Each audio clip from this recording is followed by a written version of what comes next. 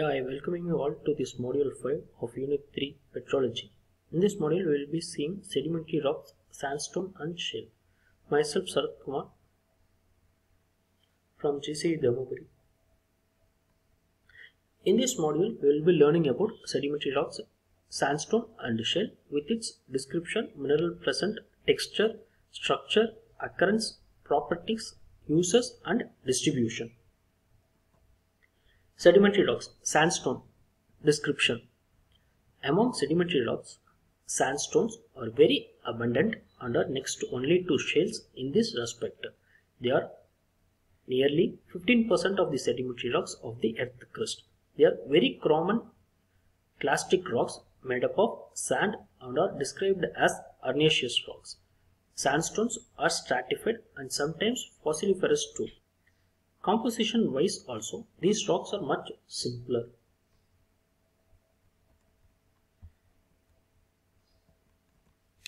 Minerals present in sandstone. Sand grains in sandstones are mostly quartz. In addition to this, the other minerals like mica, limonite, magnetite, garnet, zircon, rutile, monazite and feldspar are also present. In a hand specimen of sandstone, grains of quartz appear colorless, fresh and with vitreous luster. Mica flakes have a white color, bright luster and cleavage. Ilmenite and magnetite look like jet black colored grains. Garnet grains are red colored and shining. Zircon and rutile are white colored and shining. The feldspar appears in various pale colors of brown, red, white and grey, but always with a dull luster and unrecognizable cleavage. Since stands disintegration of primary minerals, a similar order of abundance is normally expected in the minerals of sands also, but only quartz occurs as a predominant mineral in sand. Since feldspar, pyroxene, amphibole group of minerals are not very much resistant to weathering, they are found in low quantities in sandstone. Based on the composition of the cementing material, sandstones are classified into ferruginous sandstones, where the cementing material is a mixture of oxides and hydroxides of iron. Calcareous, the cementing material is calcium carbonate. Argillaceous, cementing material is clay. Siliceous sandstones, cementing material is secondary silica.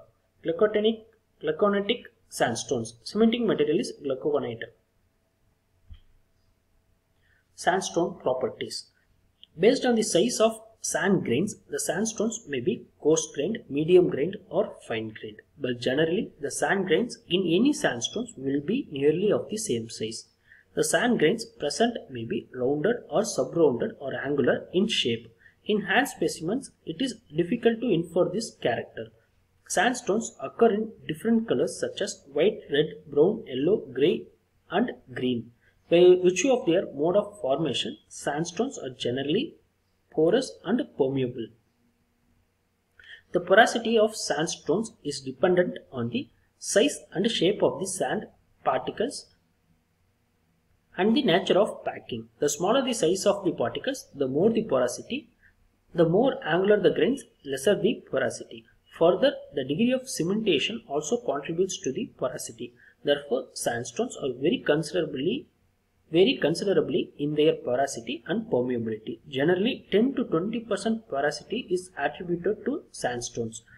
Usually, sandstones are considered one of the best aquifers. That is, by virtue of their porosity and permeability, they are not only capable of holding a good quantity of water, but also yield the same with relative ease when trapped. Uses of sandstone. From the civil engineering point of view, however, careful study is necessary before considering a rock as competent or incompetent. It is useful or useless. This virtue depends upon the degree of cementation and the composition of a cementing material. When sandstone is considerably porous and permeable, that is, when the degree of cementation is less, it will not make up a good rock, because when it is more porous, the rock is hollow and not massive. So its inherent loading bearing capacity is less. When it is more porous and permeable, the rock is easily liable to get saturated with water internally. This means the strength of the rock is considerably reduced. The permeability permits the percolation of water, which in turn decays or eats away the cementing material, resulting in the loss of cohesion or binding of sand grains. This is important because it endangers the existence of the rock itself.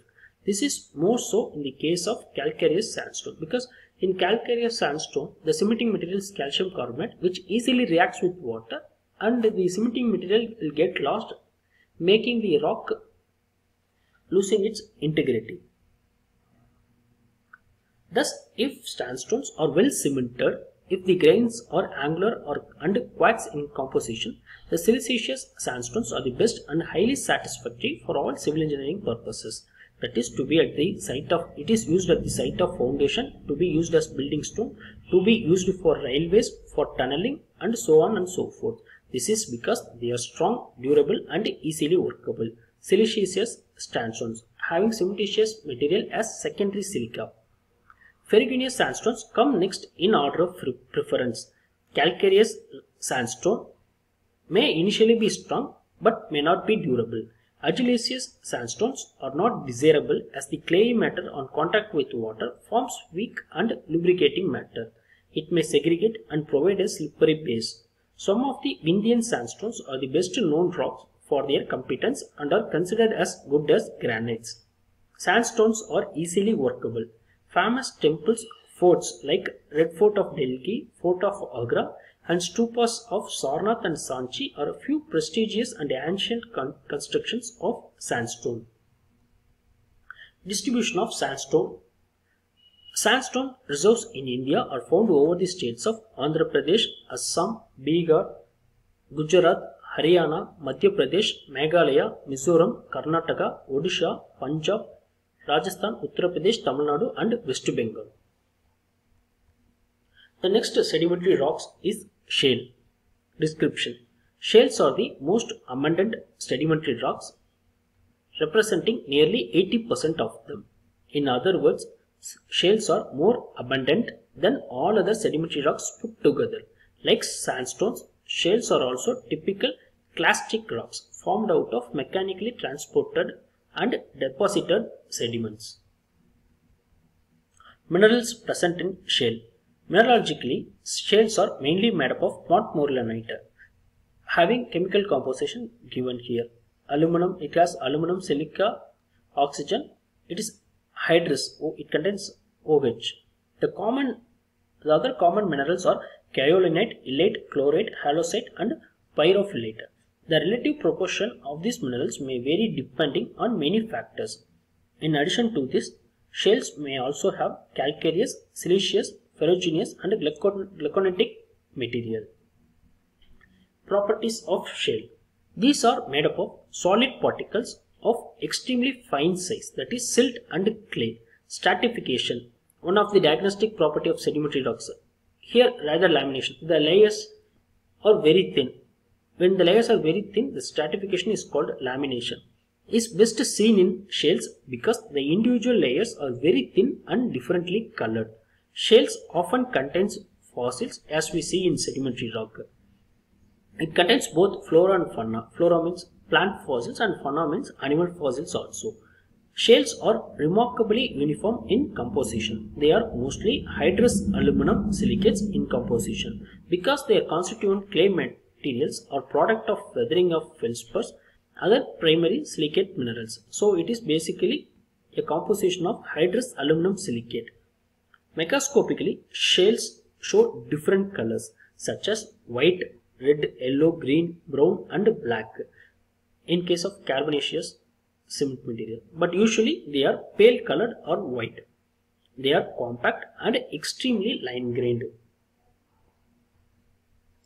Shales differ from conglomerates and sandstones in the sense that they are formed mainly out of compaction and not out of cementation. Frequently, a variety of diagnostic properties of sedimentary rocks such as cross-bedding, ripple marks, mud cracks, fossil content are observed in some specimen of shales. But extremely fine-grained clastic rocks, shales are highly porous clays having porosity from 50% to 60%. Since permeability is related to porosity, Shales are normally expected to be highly permeable too, but due to the surface tension phenomenon of water and extremely fine intergranular space, shales are impermeable. Rocks of this kind, which are porous but not permeable, are called aquicludes. In sandstone we have seen it is both porous and permeable, so it is called aquifer, and it has a good water retention capacity and good water yielding capacity also. But whereas shales, it has high porous but not permeable, means it can store large amount of water but it will not yield water. These type of structures are called aquicludes. So as given, rocks of this kind which are porous but not permeable are called aquicludes. They may contain water but do not yield groundwater when tapped. So these both sandstones and shales are transported products, means it is when the original rock, when the parent rock is disintegrated by natural agencies, the disintegrated parts called clastic materials, clastic products are transported to some other places, and there, based upon cementation and natural compaction, it turns into rocks. So both this shale and sandstones are example of transported rocks. It is not residual rocks. It is an example of transported rocks. Uses of shale. Shales, when saturated with water under pressure, are likely to produce lubricating material, making a slippery base for overburden. Therefore, they are unsuitable at the site of foundation of important civil engineering structures. We have seen mostly the rocks are used for three purposes. One, it is used as a foundation rock. Second, it is used as a rock for stone for construction purposes. Third, it is used as in highway as aggregate. So it is not very suitable at the site of foundation. Shales are the most incompetent rocks in nature. They may yield plastic clay and also may undergo subsidence. The Lafayette Dam in the USA and Srisailam Dam in India are the examples of dams constructed over shales facing problems due to this nature of shales. Shales are known for their facility.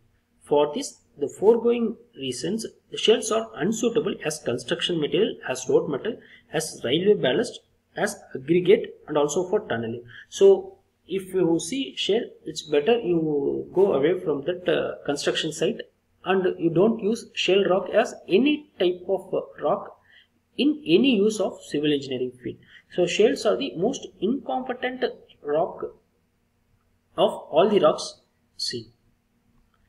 Shales are one of the causes for landslide occurrence. Since they exhibit plasticity, shale rocks causes landslide.